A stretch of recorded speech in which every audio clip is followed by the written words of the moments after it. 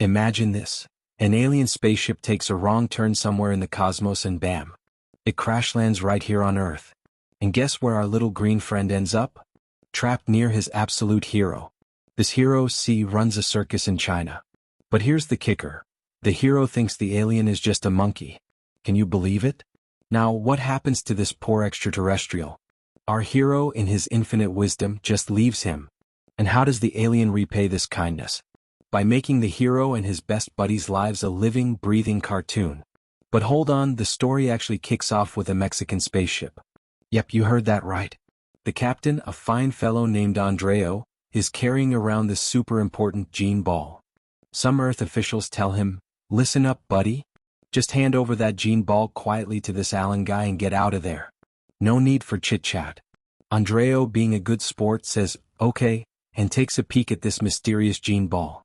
Then whoosh, we're suddenly in Mexico with the president himself, pumping iron. His secretary comes in all flustered asking about the gene ball. Apparently they need to give it back. The president, looking mighty serious, asks if she's forgotten what the alien said last time. Cue the flashback. They play a video of their last meeting with this Alan character. And what does Alan say? He wants to be friends with us Earthlings. He wants to give us his alien genes in exchange for our human ones. A friendly gene swap, if you will. The president sighs and says, "See? We made a deal. If we don't keep our promise, these aliens are gonna come down on us like a ton of bricks." Cut to Andreo leaving his spaceship and floating over to Alan's. A box pops out and Alan's voice booms, "Put the gene ball in the box." But Andreo's in no hurry. He's like, "Hey man, we're practically buddies. What's your name?" Then we see Alan inside his spaceship, and he's got this fancy belt strapped to his head. Apparently, this belt helps him talk to us humans and gives him some cool powers. But he's not feeling the love for Andreo. He gets all huffy, calling humans lowly creatures, who aren't even worthy to talk to him. Andreo, trying to lighten the mood, says, "Whoa, chill out. I was just kidding." He even tries to take a selfie, but the alien gets super annoyed by the flash and snatches his box back into his ship. Andreo, ever the diplomat, calls out, "Listen, Alan bro. Sorry. Here, take the gene ball." But Alan's had enough. He uses his power, hits Andreo's ship hard, and then, boom. Another spaceship crashes right into Alan's, causing it to break apart and explode. Both spaceships start plummeting towards Earth at lightning speed. And wouldn't you know it, the gene ball slips right out of Andreo's hand. Now let's switch gears and head over to China, where our hero Jack Meherban runs a circus. His star performer? A bear named Rosie. This Rosie is super talented, doing everything Jack asks from tightrope walking to crazy stunts. Everyone's joking that Rosie's ready to tie the knot and will have to hold a swayamvra to choose her own groom. Suddenly Rosie bolts. She grabs some random guy's hand and declares, "This is my groom." Jack, ever the showman, hands him a ring and says, "Sir, put this on Rosie." But just then the guy gets a call and makes a hasty exit. When Jack tries to stop him, the guy says Jack should just marry Rosie himself because they look exactly alike. Poor Jack's face drops faster than a clown's pants. Life's tough for Jack. Rosie brings in the drama, but the crowds are thin, and his business is going downhill faster than a unicycle on a slope. Then his friend John shows up, all worked up about Rosie's marriage. He warns Jack not to make him angry, or he'll marry him off to Rosie himself. But John's got a plan. He tells Jack that monkey shows are a dying art and suggests they team up to make and sell special liquor to the locals and get rich. Jack, being a traditionalist, refuses.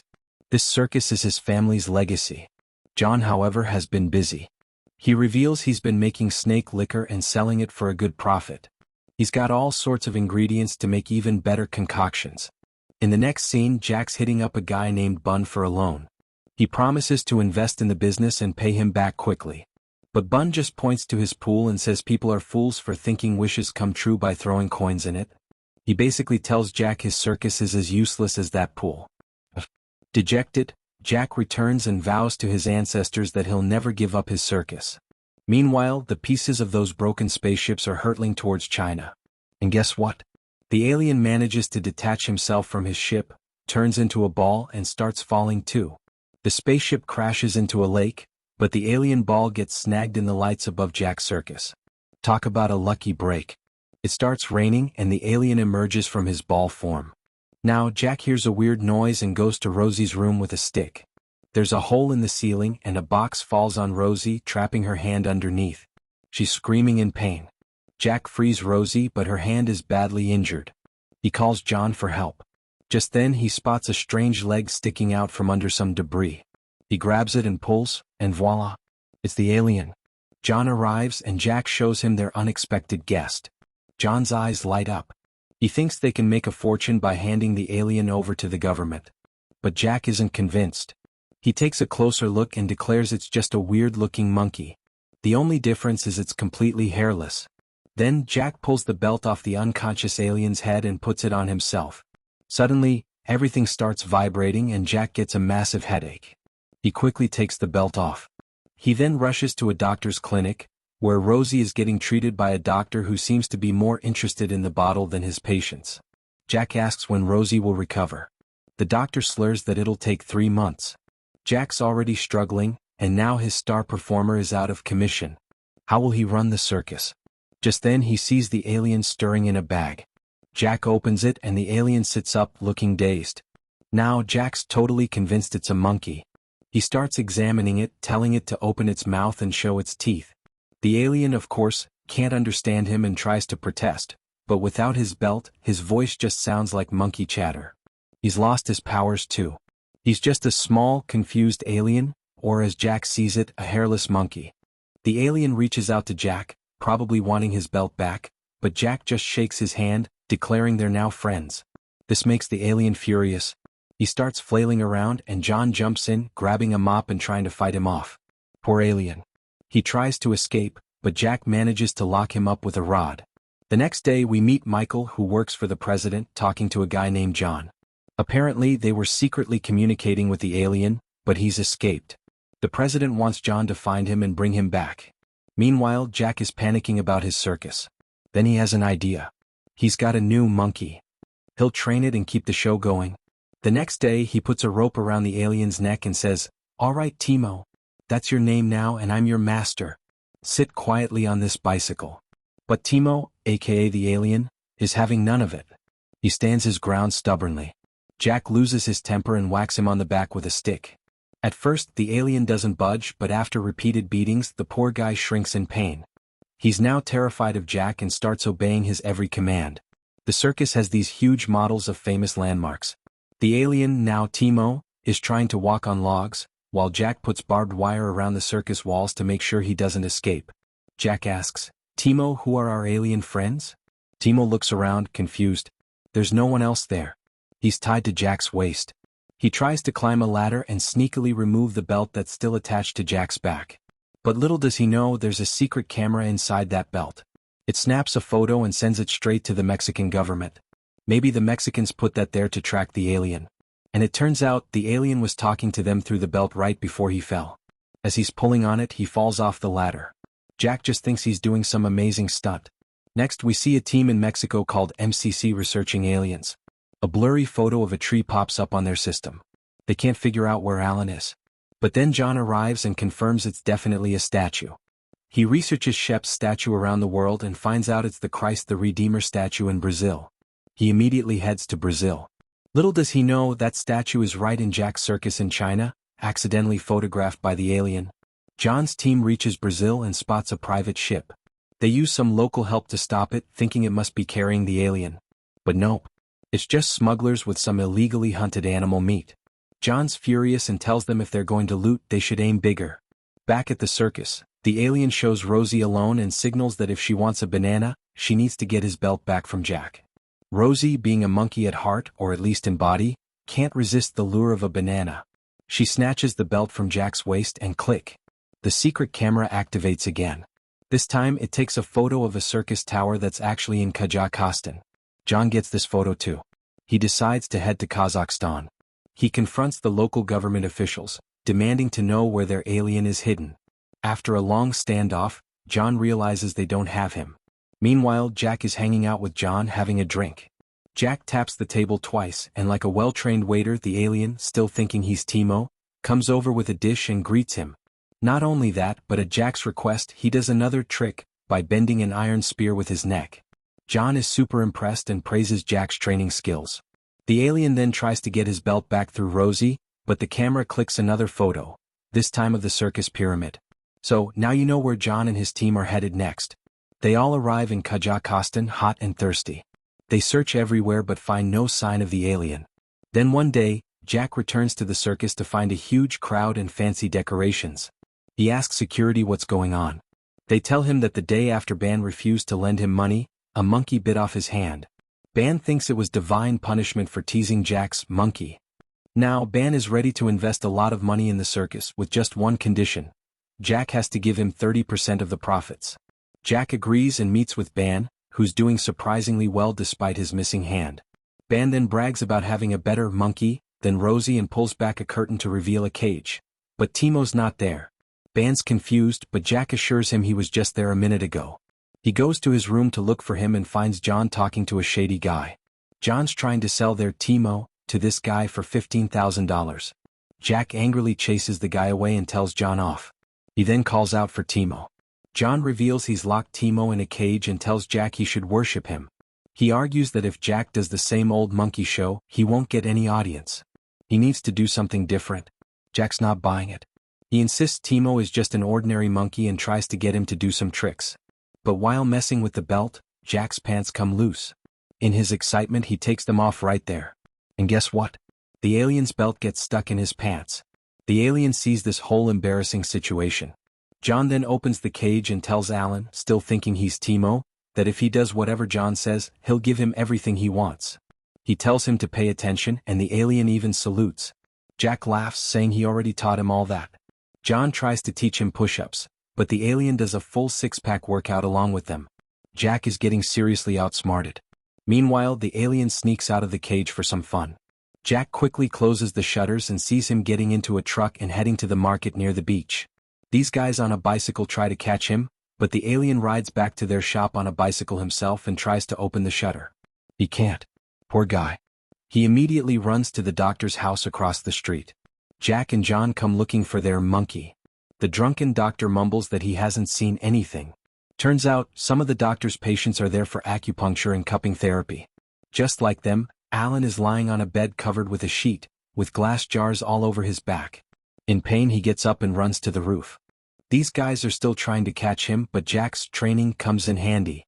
The alien starts walking on a cable with a stick. John is amazed and says they can ask for $35,000 for this talented monkey. Meanwhile, the alien sneaks into Jack's window shop and tries to pull his belt off Jack's butt. Jack catches him in the act and threatens to beat him so hard he'll remember his grandma. This gives Alan an idea. Even though he can't separate his belt from Jack's pants, he can still wear the whole thing. He puts the pants with the belt on his head. He gets his powers back and starts flying around with the pants flapping like a tail. He threatens Jack, saying he's been tortured enough and is about to unleash his fury. He blows everything in the shop around and throws it at Jack and John. That same night, Alan's spaceship rises out of the lake and heads towards Jack's circus. Remember, he can control it with his belt. And now, a photo of Jack and John gets recorded in the belt's camera. Seeing this, the president orders his men to find these two, as they must have the alien. Meanwhile, the alien climbs back into his spaceship and tries to pull the belt off the wall. Jack and John are terrified. But then the alien comes back out of his ship. Jack tries to play it cool, saying they didn't know he was Alan and apologizing for any misunderstandings. Alan doesn't say anything but extends his hand. Then he stops his spaceship right in front of Jack. Jack takes this as a sign that Alan wants him to ride it. He hops on and starts pedaling. Then Alan taps the table twice. Remember earlier when Jack did that, the alien would bring him drinks? Now Alan's making Jack do the same thing. Just like Jack made Alan bend the spear with his neck, now Jack has to do it. After that, Jack tries to bribe Alan with some money, but Alan just blows it away and burns it. He declares that thankfully he's an alien and escaped their clutches with his powers. But he's realized how much they've been torturing poor Rosie. He's not going to let them get away with it. He throws them both into the air. Not only that, but he gives his gene ball to Jack and tells him to put it in his mouth and chew it, first on the left, then on the right. Jack is scared and the gene ball pops out. Alan yells, "Hey donkey. I didn't say chew, why did you swallow it? Now spit out my gene ball." He hangs them both upside down and tries to retrieve the ball from Jack's mouth. Alan, having also drunk a lot of alcohol which he probably couldn't digest, starts vomiting. John exclaims that the liquor he gave Alan is working wonders. He tells Jack to get down and take off the belt. Jack does so and immediately calls the police. But John is still furious at Alan for burning his money and decides to get revenge. Just then a police officer arrives. Jack tells him an alien has entered his property. The officer, smelling alcohol on their breath, asks if they've had too much to drink. John chimes in saying Jack is drunk and not thinking straight. The officer warns them not to waste police time in the future or they'll end up in jail. After the police leave, John tells Jack he has a new plan for the alien. They won't hand him over to the government. He reveals a big bottle filled with alcohol and inside is the alien. John, the expert liquor maker, says by morning, it'll be a special flavored alien liquor. This will be the end of Alan. Jack isn't thrilled with the idea, but thinking it's a temporary solution, they both drink more alcohol. Meanwhile, John and his team have figured out that Alan is with Jack and John and are on their way to China. The two friends drink all night and sleep soundly. When John's men wake Jack up, he groggily tells them the circus is closed. They slap him awake and then get drunk themselves. Michael then demands to know where Alan is. John goes over to the big bottle where Alan is submerged in alcohol, but the liquid is murky. John can't see Alan clearly. The bottle has a small leak, so John decides to taste the liquid to see if it's just alcohol. He pours some into a glass and drinks it. Then Michael checks Rosie's room but doesn't find the alien there either. However, Jack notices another Alan suit lying in the room, and Rosie is sitting in the loft. Jack gets an idea. He styles Rosie's hair to look like Alan's suit. He signals Rosie to get into the spaceship and she does, closing the door behind her. Jack tells John they've found their alien and should leave. But John insists Jack has to come with them. He covers the spaceship in a big truck and takes it to a stadium. John explains that they need to fix the spaceship, and what better place than a football stadium in China. They booked it under the guise of a fake football match. After locking Jack and John in a separate room, John says they'll first see the alien and apologize for their mistake. Jack immediately objects because if they see it's not an alien but Jack's monkey, they'll definitely kill them both. Then Jack has another idea. He pretends to have a stomach ache and goes to the bathroom. After some intense effort, he finally retrieves the gene ball that Jack had swallowed the day before. He agrees with John's plan. Wearing a suit, he goes near the spaceship. He remembers seeing the alien press a certain spot to open the door. Jack presses the same spot and the door opens. Rosie, it's me. Come out. Rosie happily runs to Jack. These guys are confused why the alien is behaving like this, but John says he's just greeting them in his own way. They look pretty stupid and believe him. Jack asks Rosie to shake hands and she does. Then Jack shows them the gene ball, saying the alien gave it to him to hand over to them. Of course, this is the same ball Jack fished out of the toilet, but the scientists believe the person in the suit is really an alien. Jack sends Rosie towards them to give the ball to John. She goes, but John decides to get the ball himself without any safety suit. Jack puts the gene ball in his tray. Meanwhile, Rosie falls on the ground and says, "Hello." John imitates her. Then Andreo, standing there, says they need to put the gene ball in their mouth and chew it on both sides for Alan to believe they respect him. John smells the ball, it probably smells terrible, but thinking Andreo knows best, he puts it in his mouth and chews. Jack and John can barely contain their laughter. They manage to keep straight faces. John puts the gene ball back in the tray and takes it inside. Thinking they've found the alien, they send Jack and John back. The two friends laugh about fooling them. John jokes about the donkey Jack took out of the toilet and put in John's mouth. At least they were saved from the Alan situation. But Jack is worried. Rosie would never go into that spaceship without his instructions. She'll definitely get suspicious soon. John agrees they should go far away. But Jack stops the car, saying he has to bring Rosie back. John gets annoyed, pointing out that if they get caught, they'll be shot. He gives Jack an ultimatum: choose him or the monkey. Jack quickly says he'll choose Rosie. Furious, John gets out of the car and leaves. Jack plays a song he often sings to Rosie and she starts dancing to it. Rosie, sitting in the lab, hears the song and immediately runs out through the air vent.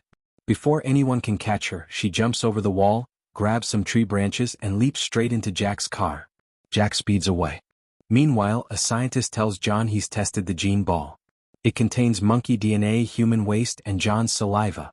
John is furious, asking if someone swallowed the ball and then gave it to him. He realizes Jack must have done it. He vows to get revenge. Back at his circus, Jack starts digging a hole to bury Alan. Suddenly, Rosie finds Alan's head. As she starts caressing it, light emanates from her body and transfers to Rosie. Now Rosie is completely under the alien's control. Plus, Jack had put the alien's belt on Rosie's head, so people would think she's the alien. Now the alien, through Rosie, starts torturing Jack for trying to destroy him. Jack tries to escape through the main door, but the alien, in Rosie's body, stops him. Just then John arrives and starts beating Jack. Jack tells him to worry about escaping first, as the real alien is here. He sarcastically calls Rosie John's 2-rupee monkey alien. He starts punching Rosie in the face, making her nose bleed. John is about to shoot Jack when Rosie, controlled by the alien, attacks John, blowing everything around them into the air. Jack runs outside and calls John, telling him to come quick as Alan has taken over Rosie's body. John tries to shoot Rosie, but she's too quick for him. She even blows up Jack's car so he can't escape. She declares that when she was a monkey they tortured her, and now she'll take revenge by killing everyone. She kicks Jack's car around like a ball and then flies her spaceship into the sky, vowing to destroy the human race before leaving Earth. Jack shouts that even though the alien controls Rosie's body, he can never truly be Rosie. He tries to run her over with his car, but the alien pushes the car away with a stick. Thankfully Jack is okay. He says there's an alien inside her, but she's still a monkey at heart, and takes out his whip. But Rosie grabs a spear and comes after Jack. Just then someone rings a bell, and Rosie immediately snaps to attention and salutes. This is something Jack had trained her to do. Even though Alan is controlling her, the sound of the bell triggers Rosie's own consciousness. Confused, Rosie turns and sees John ringing the bell. John is also lying injured nearby. Jack, John, and John all ring the bell together. Finding no other way, Rosie starts riding a bicycle. She pedals up and starts flying into the sky despite being in a lot of pain. She throws the 3 men around and then comes at Jack with a spear ready to strike. But suddenly she freezes like a statue. Here comes the comical twist. Jack had put a banana in front of her. The body Alan is in is still a monkey's body after all. Seeing the banana, Rosie slowly breaks free from the alien's control and starts eating it. Taking advantage of this, Jack finally removes the belt from her head. Problem solved. The next morning Jack and John are by the lake eating. The news shows an interview with Ban, who complains about investing a lot in Jack's circus only for someone to destroy it overnight. He suffered huge losses. Alan is back in the bottle, filled with alcohol so he can't escape again. When the liquor is ready, John puts his belt inside too. But Jack stops him, worried Alan might wake up again because of the belt. John assures him that as long as the belt isn't on Alan's head, there's no need to worry. As they're talking, they turn around to see the belt on the alien's head. The alien who was inside the bottle is now sitting outside. They're shocked, not knowing what will happen next. But here's another twist. Alan has been soaking in alcohol for so long, he's completely drunk. Instead of attacking them, he loads all the liquor they made into his spaceship and declares that humans are his friends and this alcohol is a sign of their friendship. He boards his ship and takes off. But look at John. He sticks his business card in the spaceship, telling Alan to come to his shop if he needs more liquor in his alien world, promising a good discount. The spaceship disappears, leaving stars flying in the sky.